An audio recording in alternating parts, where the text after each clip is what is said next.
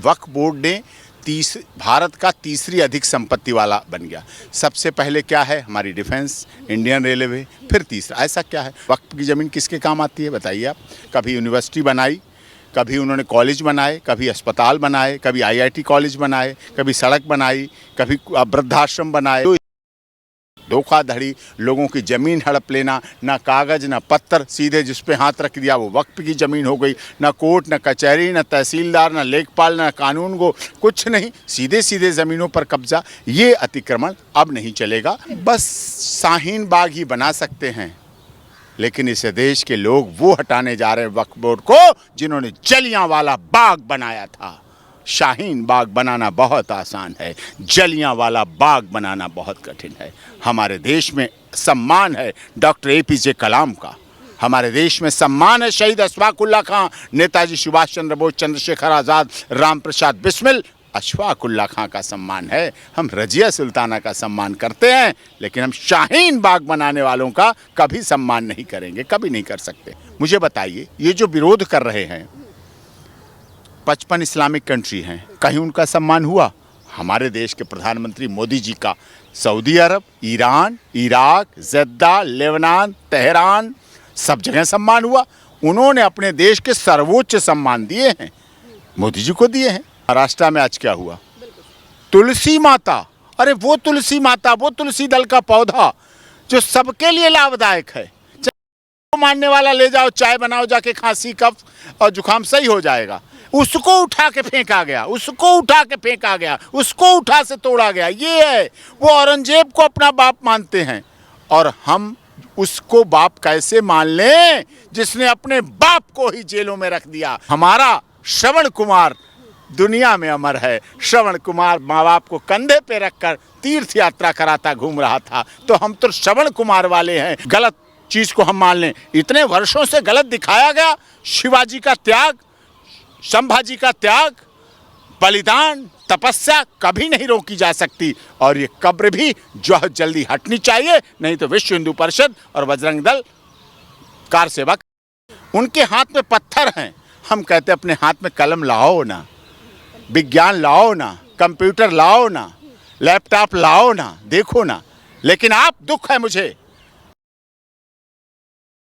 PhD करने के बाद भी आतंकवादी बनते हैं, और सनातन धर्म में वाल्मीकि डाकू कहे गए, वो भी रामायण की रचना कर देते हैं और अमर हो जाते हैं। वक्फ बोर्ड अधिनियम को लेकर लगातार हल्ला हंगामा कर रहे विपक्ष के लिए आज मोदी सरकार ने सीधे तौर पर कह दिया है कि ईद के बाद इस अधिनियम को लोकसभा में पास कर दिया जाएगा। हो जाएगा, ईद के बाद करेंगे, ईद मुबारक के बाद करेंगे, और होना चाहिए अच्छा काम, ईद के बाद होना चाहिए, बधाई के बाद होना चाहिए, खुशी के साथ होना चाहिए। वक्फ बोर्ड, देखिए वक्फ बोर्ड ने भारत का तीसरी अधिक संपत्ति वाला बन गया। सबसे पहले क्या है? हमारी डिफेंस, इंडियन रेलवे, फिर तीसरा। ऐसा क्या है? इंडियन रेलवे पूरी दुनिया के काम आती है, भारतीय डिफेंस की सब देश वालों के काम आती है। वक्फ की ज़मीन किसके काम आती है बताइए आप? कभी यूनिवर्सिटी बनाई, कभी उन्होंने कॉलेज बनाए, कभी अस्पताल बनाए, कभी आईआईटी कॉलेज बनाए, कभी सड़क बनाई, कभी वृद्धाश्रम बनाए, कभी अस्पताल बनाए, कभी एम्स बनाए। नहीं बनाते हैं वो उनका अपना संकीर्णता है, लेकिन भारत सर्वजन हिताय लेके चलता है। इसीलिए भारत सरकार कहती है सबका साथ, सबका विकास, सबका विश्वास। और जब हमने इसी माननीय सर्वोच्च न्यायालय से जून की छुट्टियां अपनी ख़त्म करके ट्रिपल तलाक को क्वैश कराया था, ख़त्म कराया था, तो भी हमने बता दिया था कि हमारी नज़र में इस्लाम का सम्मान है, आदर है, लेकिन जो इस्लाम के नाम पर धोखाधड़ी, लोगों की ज़मीन हड़प लेना, ना कागज़ ना पत्थर, सीधे जिस पे हाथ रख दिया वो वक्फ की ज़मीन हो गई। ना कोर्ट, ना कचहरी, ना तहसीलदार, ना लेखपाल, ना कानून को कुछ नहीं, सीधे सीधे ज़मीनों पर कब्जा। ये अतिक्रमण अब नहीं चलेगा, और वक्फ का कानून पास होगा, चाहे वो कुछ भी कर ले, किसी तरह सोच ले। अधिनियम को लेकर कल दिल्ली के जंतर मंतर पर धरना प्रदर्शन किया गया, जिसमें तमाम मुस्लिम संगठनों के द्वारा कहा गया कि अगर इस अधिनियम को केंद्र सरकार लेकर आती है तो हम पूरे देश में शाहीन बाग बना देंगे। आखिरकार सर, इस अधिनियम से इतना डर क्यों है लोग? बस शाहीन बाग ही बना सकते हैं, लेकिन इस देश के लोग वो हटाने जा रहे हैं वक्फ बोर्ड को जिन्होंने जलियांवाला बाग बनाया था। शाहीन बाग बनाना बहुत आसान है, जलियांवाला बाग बनाना बहुत कठिन है। हमारे देश में सम्मान है डॉक्टर एपीजे कलाम का, हमारे देश में सम्मान है शहीद अशफाक उल्लाह खां, नेताजी सुभाष चंद्र बोस, चंद्रशेखर आज़ाद, राम प्रसाद बिस्मिल। अशफाक उल्लाह खां का सम्मान है, हम रजिया सुल्ताना का सम्मान करते हैं, लेकिन हम शाहीन बाग बनाने वालों का कभी सम्मान नहीं करेंगे, कभी नहीं कर सकते। असदुद्दीन ओवैसी हो या फिर तमाम और राजनीतिक पार्टियों के मुस्लिम नेता हों, सर आखिरकार ये लोग वक्फ बोर्ड अधिनियम को लेकर लोगों को इस कदर क्यों भड़का रहे हैं कि बार बार पे कहा जाता है कि मुसलमानों को दबाने की कोशिश की जा रही है, या फिर मोदी सरकार जो केंद्र की सरकार है वो आप लोगों की जमीनों को छीन लेगी?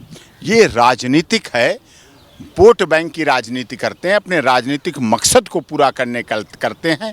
उनके मुंह में राम, बगल में छुरी होती है। राजनीति के नाम पर लोगों को लड़ाना, झगड़ा कराना, दंगे कराना, ये उनकी स्थिति हो, तुष्टीकरण की नीति करके ऐसा करते हैं। इसीलिए सर क्या कहेंगे कि ये जो अधिनियम लाए गए हैं मोदी सरकार के द्वारा, उन्होंने कहा है कि अधिनियम को लेकर जो रिपोर्ट पेश की गई है उसमें भी 148 पेजेस हैं, और पहले भी जेपीसी की कई बैठकें यानी कि 118 बैठकें हुई जिसमें तमाम राजनीतिक नेताओं ने अपनी अपनी बातों को रखा। इसके बाद इस बिल को पास करने की बात की जा रही है, तो अधिनियम में क्या क्या चेंजेस मेन की जा रही है? नहीं, अधिनियम में जो है चेंजिंग, देखिए बहुत कायदे से मोदी जी ने सदैव सबका साथ, सबका विकास, सबका विश्वास, सबके साथ न्याय का किया है कार्य। दुनिया के, मुझे बताइए, ये जो विरोध कर रहे हैं 55 इस्लामिक कंट्री हैं, कहीं उनका सम्मान हुआ? हमारे देश के प्रधानमंत्री मोदी जी का Saudi Arab, Iran, Iraq, Jeddah, Lebanon, Tehran, सब जगह सम्मान हुआ। उन्होंने अपने देश के सर्वोच्च सम्मान दिए हैं, मोदी जी को दिए हैं। मोदी जी का विषय, मोदी जी का हृदय सारी दुनिया जानती है, इसीलिए सम्मान करती है। उनके अंदर इस तरह का भेदभाव नहीं है, लेकिन हाँ, सच को सच कहने की बात, गलत को गलत कहने की क्षमता आज हमारे देश के प्रधानमंत्री के अंदर है। इन्हीं प्रधानमंत्री नरेंद्र मोदी की राज्य में सरकार है। उत्तर प्रदेश में सीएम योगी आदित्यनाथ ने होली के मौके पर जब संभल से लेकर उत्तर प्रदेश के कई जगहों पर मस्जिदों को ढक दिया, तब भी कहा गया कि मुसलमानों को दबाने का प्रयास कर रही है ये सरकार, जो कि नफरत करती है। कम से कम दंगे तो नहीं हुए, बचा लिया ना। महाराष्ट्र में आज क्या हुआ?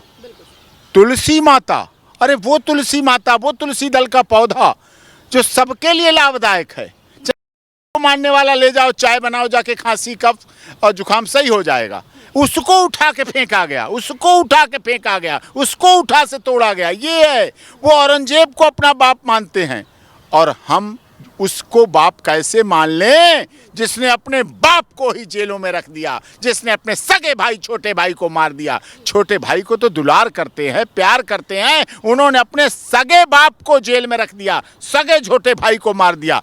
हमारा श्रवण कुमार दुनिया में अमर है। श्रवण कुमार माँ बाप को कंधे पे रखकर तीर्थ यात्रा कराता घूम रहा था, तो हम तो श्रवण कुमार वाले हैं, हम तो प्रभु श्री राम वाले हैं, जिस प्रभु श्री राम के छोटे भाई ने सिर पर कड़ाऊं रखकर 14 वर्ष तक सरकार चला दी, शासन चला दिया पूरा, सिर पर खड़ाऊं रखे रहा। उसने नहीं कहा। लक्ष्मण के हम हैं, जो लक्ष्मण अपनी पत्नी को भी छोड़कर 14 वर्ष तक अपने भाई के पद चिन्हों पर चलता गया। हम औरंगजेब को कैसे मान लें? हमारा इतिहास कैसे गलत चीज़ को हम मान लें? इतने वर्षों से गलत दिखाया गया।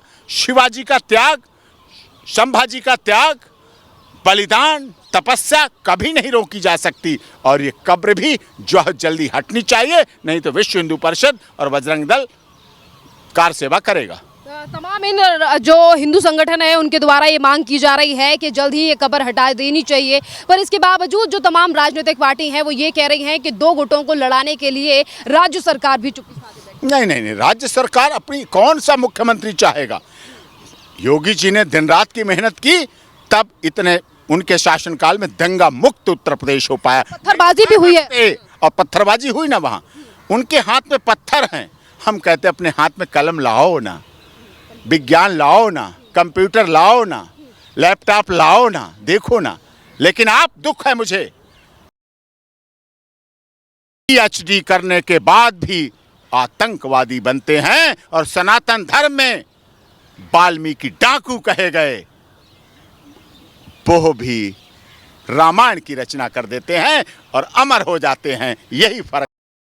और सनातन धर्म में सोचिए ना, वाल्मीकि पर डाकू कहा गया था, और लेकिन उन्होंने जब रामायण लिखी तो पूरी दुनिया ने उन्हें माथे पर उठा लिया, और वहाँ पीएचडी करने वाले भी आतंकवादी हैं और जेलों में सड़ रहे हैं। यही फर्क है।